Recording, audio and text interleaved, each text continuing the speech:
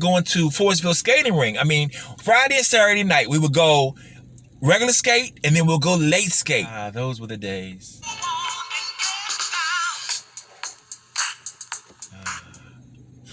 I'm sorry. I digress. Good afternoon, family. Once again, it's your DC dude. If you are already a subscriber to this channel, then welcome back. However, if you are new to this channel, I recommend that you hit the subscribe button and the notification bell so you can stay in the know about where we're gonna go. Welcome to Summer Series number 6.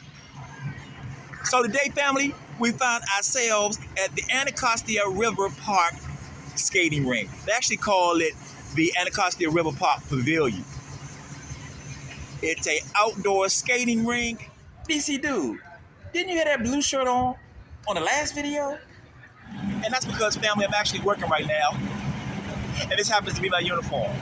I brought the kids out here from the rec center in Bennett Heights on Southern Avenue to enjoy a day at the skating rink in Anacostia Park. It's an outdoor 33 square foot skating rink. As a matter of fact, it's the only skating rink in the National Park Service. Now, I don't believe you heard me. I'm not just talking about in DC, family. I'm talking about national. So out of all the national parks in the entire country, this is the only one. The things I take for granted east of the Anacostia River. So, family, this skating rink celebrated its 30-year anniversary in September 2021. And I passed it a trillion times, and I never set foot in it. That's why I'm so grateful for this channel, because every single video, I learned something. So the deal is, it's covered, but the sides are open, which means that if you have your own skates, you can fall up in here anytime you want from dusk till dawn. However, if you need skates, which are free, they don't say skate rentals, they say you borrow the skates, right? So you have to come between the office hours, and that's typically between Memorial Day and Labor Day, between 9 and 5. My office hours are from 9 to 5. And by the way, the park itself, Anacostia Park, is one of the largest recreation areas in DC, covering a span of about 1,200 acres. They have tennis courts, swimming pool. I don't know the deal about swimming pool, if they're open or not. I'm gonna go down there and check that out. But they have basketball courts, they have ball fields, and obviously they have this skating rink. On the weekend, they have a DJ playing music, and this organization here called Friends of Anacostia, and they said that the next event they have this whole thing that goes from like 10 o'clock in the morning to 10 o'clock at night. A whole big old event. The next one is gonna be on August 13th. So meanwhile, family, we are lucky enough to get one of the supervisors here at Friends of Anacostia just to say a few words about what's happening with Friends of Anacostia. Like, what are y'all about? So right now we're going to talk to your name, sir? Bruce Holmes. Bruce Holmes? Yep. Okay, Bruce Holmes. And, okay, so you're going to be on that DC Dude YouTube channel. And my subscribers want to know, what is Friends of Anacostia? I mean, I want to be a friend of Anacostia. Well, you can go on our website, which is friendsofanacostia.org, and we can establish partnership. You can establish partnership with us. Friends of Anacostia, I've been with this company for, this will be our second year. And what we are doing here at the park, we're working in conjunction with the park service. So we have an office right here by the pavilion. Okay. And what things that we are doing at the park, we have our basketball court, we have our field that you want to play football on the field right here. We have Is the swimming pool open right now? The swimming pool is open, which is under the DC government. Oh. That's the DC government part. And this is NPS. Yeah, this is the federal part. Okay. We have an urban tree house that actually tell you about the history of the United States, about the tree names throughout the United States of America. One of the things that we offer and what we bring here, we want you all to come and enjoy yourself by offering you. We have cornhole games we can put out here. We have horseshoe. We have card games. We have. What was the first thing cornhole day? It's a cornhole game. You know the corn, the little bag. Oh yeah, where you toss the bag. Yeah, I've seen that lately. That was not something that the park had prepared for us. So these are things from the Friends of Anacostia Park produce. So we have a senior corner that when the seniors come down here, we have music for them. We'll have areas right here where we can talk about the lifestyle that what you have remember back during the time when you were coming back down to Anacostia Park. We want to hear that story. We have a boat trip that will take you on a tour of Anacostia free. Wow, how do I do that? It's 20, you can get up to 20 people on a boat ride. It will take you on anywhere between a 45 to an hour tour. We have been for the last 30 years, the grocery store, the plastic bags that we spend 5 cents on, that money was also part of cleaning the river.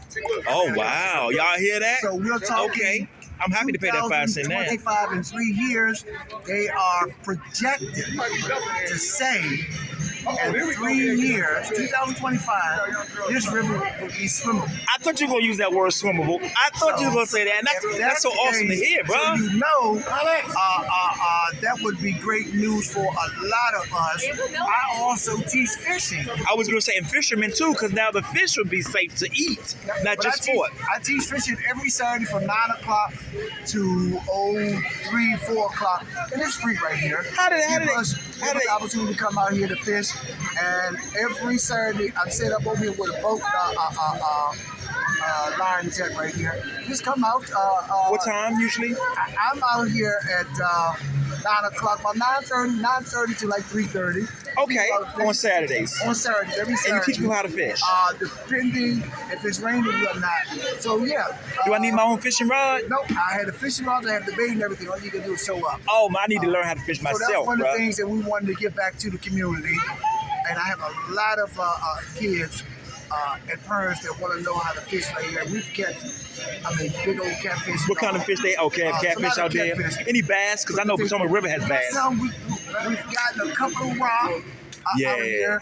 I have not caught the snakeheads, but they're out there. Yeah, I read the Potomac River too, and we connected the Potomac down there. So the biggest thing from a cultural part, when we come down to this park, I want you all to recognize that it's other things other than recreation. I want you to come to this park for information. Because if you come to the park and you play basketball and you play 3 games and you win 2 and lose 1, you go home and tell moms or pops. They say, well, how did you do? You say, well, we won 2 games. They say, fine, that's the end of the conversation. Okay. Moms, guess what? I did not know they had a boat trip that goes out. I did not know they had fishing. I did not know the animals that reside in this park right here. Name a few. Well, you got the bald eagle, you got the fox and all, and how you will see that animals will not come out in the open. If you take that boat tour, they're up when you're going toward the Kenilworth at that King's Island, because they're back in that corner there.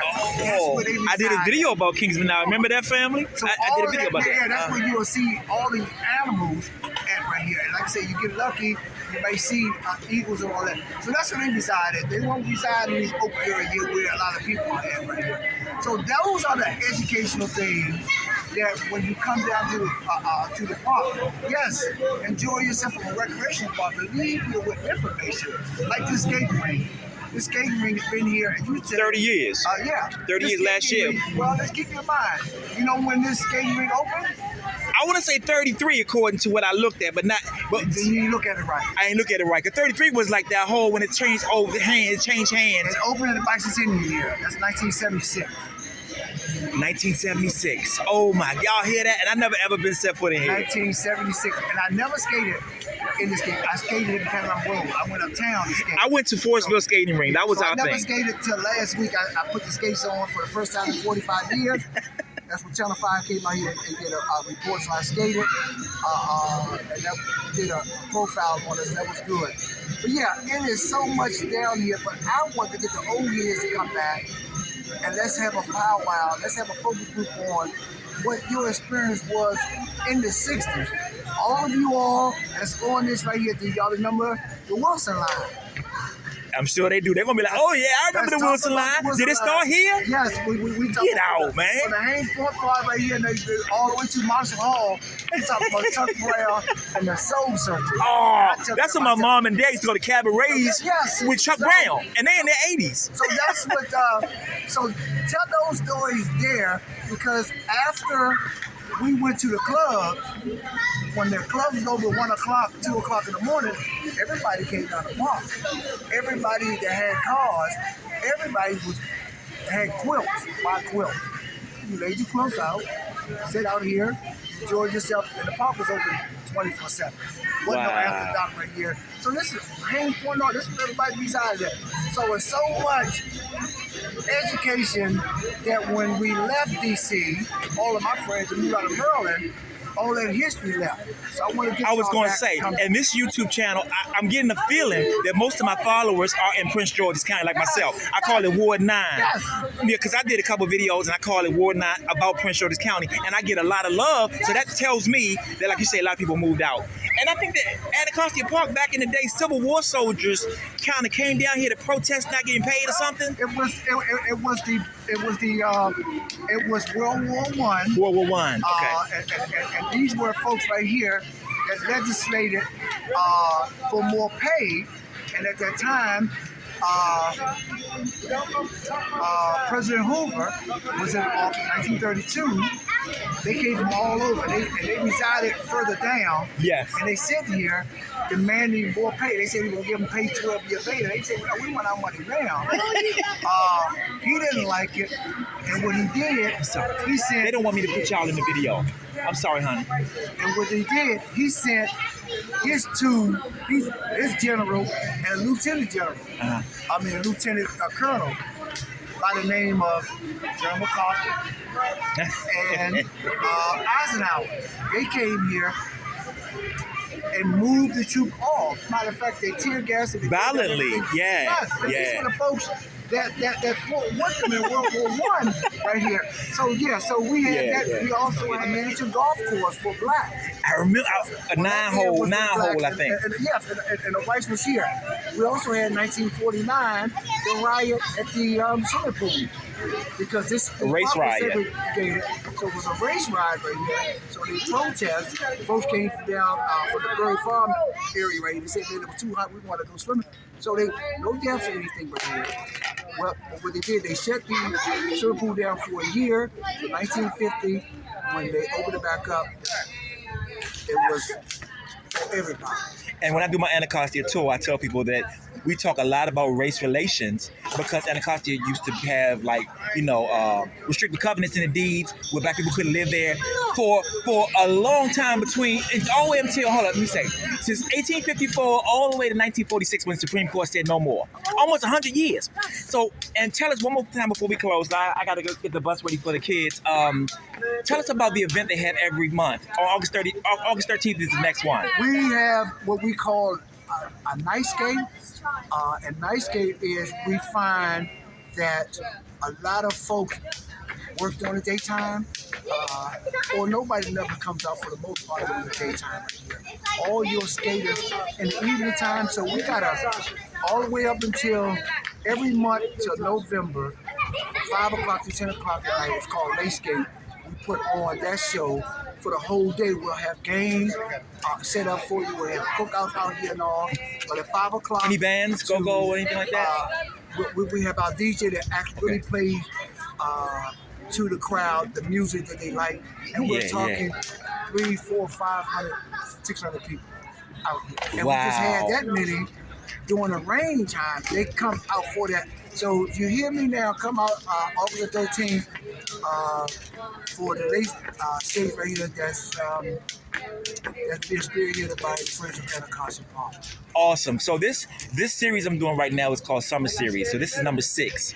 And so, family, if y'all listening, this is another thing to do in D.C. during the summertime. I thank you for your time, my brother. And appreciate it. And name again, I'm bad at Bruce names. Holmes. Bruce Holmes. All right, Mr. Holmes, thanks for your time, man. I appreciate it. Have a great day. You bet.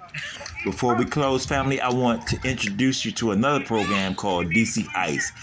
DC ICE stands for DC Inner City Excellence. So, family, according to their website, DC ICE unites urban skaters of all backgrounds in the pursuit of excellence in body, mind, and spirit. Coach Suleiman, that's Carrie, Sebastian, Ezra, and Archie. Robert, Sally, Annie, Luca with Coach O'Connor. Luca, George, Annie, you're with Coach O'Connor, and Sammy too. Olympian Shani Davis inspired the creation of DC Ice while visiting Washington, D.C. following the 2002 Olympic Winter Games. All right, skaters, here's the rules. You're safe in your section. If you get caught on another team's section, you go to their jail, but you have to go on the opposite side. So if we catch Suleiman's team, anyone from your team, which one of our 2 jails do you go to? The one down there. If Julian's team catches one of us, where do we go? Either one, right? If O'Connor's team catches you guys, you got to go to the far. You got to go to the opposite one. If you capture another team's ball, you capture their territory as well. Ready? Begin. So family, all this went down on the basketball court. It wasn't even on the rink. So Coach Nash was kind enough to let us include this in our video Patrick's on today. your team.